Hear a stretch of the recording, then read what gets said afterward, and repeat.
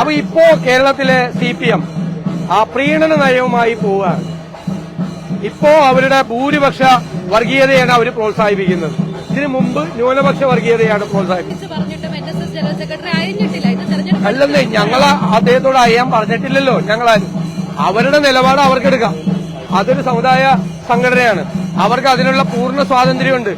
ഗുരുതരമായ ഒരു പ്രസ്താവന അതാണ് പ്രതിപക്ഷ നേതാവ് വി ഡി സതീശനിൽ നിന്ന് ഉണ്ടായത്. മാധ്യമങ്ങളുടെ ചോദ്യത്തിന് മറുപടിയായിട്ടാണ് അദ്ദേഹം സംസാരിച്ചത്. അതാണ് പ്രേക്ഷകർ കേട്ടത്. അദ്ദേഹം വിമർശിക്കുന്നത് CPIM-നെയാണ്.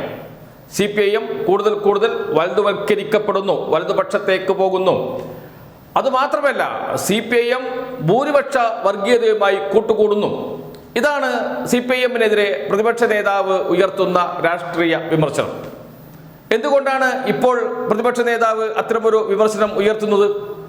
LDF സർക്കാരിനെ CPIM-നെ പിന്തുണച്ചുകൊണ്ട് കേരളത്തിലെ പ്രധാനപ്പെട്ട 2 സമുദായ സംഘടനകൾ, ഭൂരിപക്ഷ സമുദായ സംഘടനകൾ രംഗത്ത് വന്നു. അതിലൊന്ന് NSS ആണ്, മറ്റൊന്ന് SNDP ആണ്. NSS നിലപാട് പ്രഖ്യാപിച്ചു കഴിഞ്ഞു. LDF സർക്കാരിനോടൊപ്പമാണ്, CPM-നോടൊപ്പമാണ് എന്ന്. അതിന് NSS-ൻ്റെതായ ന്യായീകരണമുണ്ട്. വലിയ പ്രതിഷേധം NSS ജനറൽ സെക്രട്ടറിക്കെതിരെ ഉയർത്തിക്കൊണ്ടുവരുവാൻ ശ്രമിക്കുന്നുണ്ട്. കട്ടപ്പയോടുമൊക്കെയാണ് ഉപമിക്കുന്നത് സുകുമാരൻ നായരെ. എന്നിട്ടും സുകുമാരൻ നായർ ഇന്ന് മാധ്യമങ്ങളെ കണ്ടപ്പോൾ പറഞ്ഞു, പ്രതിഷേധിച്ചോളൂ, അത് ഞങ്ങൾ നോക്കിക്കോളാം എന്ന്. ആ പ്രതിഷേധമൊക്കെ ഞങ്ങൾ നോക്കിക്കോളാം എന്ന്. അതിനുശേഷം അദ്ദേഹം പറഞ്ഞു, ഉറച്ചു നിൽക്കുന്നു കഴിഞ്ഞ ദിവസം പറഞ്ഞതിൽ. സമദൂരമാണ് ഞങ്ങളുടെ നയം. ആ നയത്തിൽ നിന്ന് ഞങ്ങൾ പുറകോട്ട് പോയിട്ടില്ല. സമദൂരത്തിൽ ഒരു ശരിദൂരമുണ്ട്. ആ ശരിദൂരമാണ് ഇപ്പോൾ പ്രഖ്യാപിച്ചിരിക്കുന്നത് എന്ന് വെച്ചാൽ ഇടതുപക്ഷത്തിന് പിന്തുണ പ്രഖ്യാപിച്ച NSS-ന്റെ നിലപാടിൽ ഉറച്ചു നിൽക്കുന്നു, ഒരു മാറ്റവുമില്ല. എന്തൊക്കെ പ്രതിഷേധം വന്നാലും ആ പ്രതിഷേധങ്ങളൊക്കെ ഞങ്ങൾ നോക്കിക്കോളാം എന്ന് വളരെ സ്പഷ്ടമായി സുകുമാരൻ നായർ പറഞ്ഞു വെക്കുന്നു.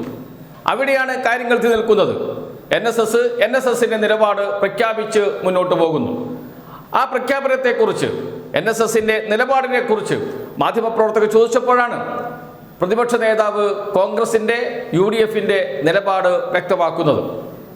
എന്ന് വെച്ചാൽ CPIM വലതുവൽക്കരിക്കപ്പെടുന്നു, കൂടുതൽ വലതുപക്ഷത്തേക്ക് പോകുന്നു, ഭൂരിപക്ഷ വർഗീയ സംഘടനകളുമായി കൂട്ടുകൂടുന്നു. ഇതാണ് പ്രതിപക്ഷ നേതാവിന്റെ വാക്ക്. ആരുമായിട്ടാണ് ഇപ്പോൾ കൂട്ടുകൂടുന്നത്? NSS-ഉമായി. എന്ന് വെച്ചാൽ NSS ഒരു ഭൂരിപക്ഷ വർഗീയ സംഘടനയാണ് എന്ന് പറഞ്ഞു വെക്കുന്നു. വലിയ അപകടകരമായ പ്രസ്താവനയാണ് വി ഡി സതീശനിൽ നിന്ന് ഉണ്ടായിരിക്കുന്നത്. NSS ഒരു ഭൂരിപക്ഷ വർഗീയ സംഘടനയാണ് എന്ന് കേരളത്തിലെ കോൺഗ്രസിന് അഭിപ്രായമുണ്ടോ? കോൺഗ്രസ് പ്രവർത്തകർക്ക് ആ അഭിപ്രായമുണ്ടോ? UDF-ലെ ഘടകകക്ഷികൾക്ക് ആ അഭിപ്രായമുണ്ടോ? അവരത് വ്യക്തമാക്കേണ്ടി വരും ദിവസങ്ങളിൽ.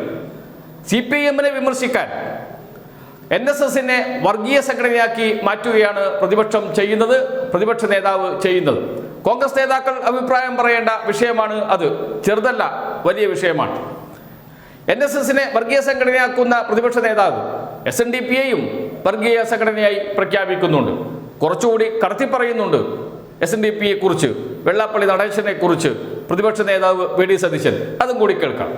പിന്നെ വിദ്വേഷം പ്രസംഗിക്കുന്ന ആള്, മറ്റു മതങ്ങളെ കുറിച്ച് വിദ്വേഷം പറയുന്ന ആളുകൾ, അവരെല്ലാം എഴുന്നള്ളിച്ചു കൊണ്ടുവന്ന് സ്വയം പരിഹാസനായി.